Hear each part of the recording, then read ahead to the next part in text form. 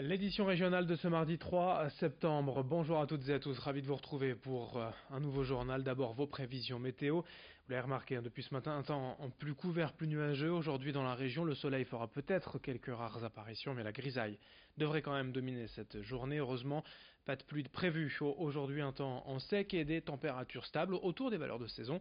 21 degrés cet après-midi à Lille, à Saint-Omer également, 20 degrés à Dunkerque et à Calais, 18 à Boulogne et au Touquet. Les prévisions météo complètes, comme toujours après ce journal. À la une d'abord dans l'information de la région, ces images d'une visite atypique vendredi dernier à Lille. 13 ambassadeurs français à l'étranger étaient réunis pour une journée de promotion des Hauts-de-France. Représentants de la nation au Bénin, Irlande, Jamaïque, Népal ou Nouvelle-Zélande. Ces ambassadeurs se réunissent chaque année en région et ont choisi cette fois Lille et les Hauts-de-France. L'occasion pour la métropole européenne de Lille et le conseil régional de se mobiliser pour vanter les mérites et les atouts du territoire. L'idée étant de se faire connaître auprès de ces diplomates afin qu'ils puissent ensuite convaincre les entreprises internationales d'investir dans la région. Explication avec l'ambassadeur de France en Pologne, au micro de Margot Seilly. Beaucoup d'échanges d'expériences, la transition énergétique et bien sûr toute la problématique de la mobilité. C'est aujourd'hui absolument fondamental dans l'Union européenne que les jeunes voyagent, que les étudiants aussi se rencontrent, les projets les opérations de double diplôme. Et pour prendre un exemple très concret, dans le cas des relations entre Wrocław et Lille qui sont denses, il y a eu des échanges, des voyages entre l'université de Wrocław et l'école de journalisme de Lille. Plus généralement, toutes les questions de vie au quotidien, la mobilité, la cohésion sociale, les questions d'habitat. On enchaîne avec un sujet souvent évoqué ici même dans nos éditions, l'insalubrité des logements, particulièrement dans l'habitat social.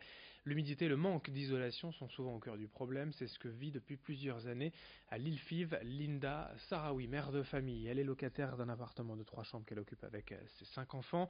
Dès 2014, Linda a constaté des infiltrations d'eau, des taches d'humidité, des fuites sur les murs et les plafonds de chaque pièce de son appartement. En 2017, le bailleur social Vilogia a bien effectué des réparations, mais rapidement l'humidité est revenue. Depuis, on lui demande d'entreprendre elle-même les travaux via son assurance. Lassée par cette situation qui accentue notamment l'asthme de son fils de 13 ans, Linda a demandé à être relogée et malgré le soutien de la mairie, rien ne lui a été proposé. Explications et témoignages recueillis pour nous par Edil Gunaï. C'est des travaux de toiture, donc je n'ai rien à voir là-dedans. C'est pas à moi de... La toiture, on peut y accéder de l'extérieur. Mais moi, je suis tout oui pour les travaux. Qui veut pas améliorer son quotidien? Grâce à la mairie, les fenêtres ont été changées, le chauffage a été installé, je les remercie.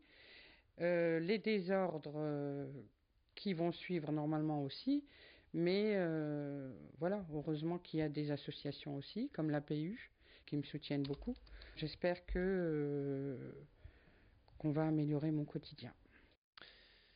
Transformer le voyage d'affaires en une expérience humaine et culturelle, c'est le but du site Tipeee.pro, créé à l'origine par des salariés de Decathlon souhaitant développer le coach surfing en interne lors de leur déplacement. Le site s'est désormais élargi au grand public et compte 10 000 utilisateurs dans 26 pays. L'idée, c'est de permettre à des salariés en déplacement d'aller loger chez des habitants plutôt qu'à l'hôtel, pour environ 50 €, soit 2 fois moins que le tarif habituel d'une nuit d'hôtel. Mais l'autre particularité, c'est que l'accueil est fait de manière bénévole. L'hôte ne reçoit aucun dédommagement. Une partie de la somme permet en effet d'offrir des nuits d'hôtel aux plus démunis via un partenariat établi entre Tipeee et l'association nordiste Abège Solidarité qui aide des sans-abri. Explication complémentaire au micro d'Idil Gunaï. On a rencontré une directrice de communication qui venait des Philippines, qui est restée pendant 3 jours ici. Assez marrant parce que les 2 premiers jours, elle avait une montagne de travail, donc en fait quelqu'un de justement qui reste de son côté pour travailler, donc pas beaucoup de discussions, mais c'est aussi le jeu, c'est-à-dire que si la personne a besoin de temps, c'est pas parce que forcément elle va trouver une montagne d'activités à faire, etc. C'est aussi comprendre ce que veut la personne que l'on reçoit. Donc là, c'était de la tranquillité pendant 2 jours, et puis après, beaucoup plus de moments d'échange et de repas partagés qui étaient vraiment incroyables sur la dernière journée. Donc, en fait, ce dépaysement, en fait, il se trouve en écoutant les gens et puis en accueillant des gens qui viennent de partout sur la planète. En image également dans le Boulonnais à Edignolles, précisément, avait lieu ce week-end la nuit internationale des chauves-souris. L'occasion d'en apprendre un peu plus sur ces petits mammifères volants autour desquels circulent un bon nombre de légendes, la plupart fausses. D'ailleurs, non évidemment, les chauves-souris ne sucent pas le sang, ils mangent des insectes. Et d'ailleurs, à ce propos, ils peuvent nous être très utiles durant l'été car ils chassent les moustiques. Sachez donc que si vous trouvez une chauve-souris chez vous, il ne faut pas la manipuler à main nue. Dans l'idéal, il faudrait même lui construire un abri pour lui permettre de nicher. En effet, elles peuvent nous être très utiles en mangeant les moustiques, souvent désagréables. Explication au micro de Morgane Reylan. Étant insectivore, la chauve-souris va chasser les insectes, va se nourrir de ces insectes et du coup, plutôt que de mettre des produits, on peut très bien essayer de privilégier la présence d'insectes. C'est ce qu'on préconise souvent aux particuliers, d'ailleurs chez eux, de placer des gîtes à chauves-souris pour que les chauves-souris puissent venir chasser dans le jardin et au lieu et pour éviter de ne pas mettre des produits moustiques, etc. Alors si on trouve une chauve-souris chez soi, si elle n'est pas blessée, on la laisse calmement, on laisse les fenêtres ouvertes et au soir elle va repartir et reprendre le cours de sa vie tranquillement. Par contre, si la chauve-souris est blessée, vous pouvez trouver le numéro du SOS chauve-souris sur le site internet de la CMNF, la coordination mammalogique du nord de la France, donc cmnf.fr.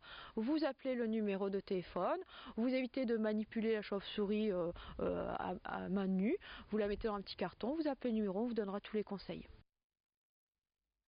Pour terminer ce journal, un résultat de sport en football en Ligue 2, le premier match de nul de la saison pour le RC Lens.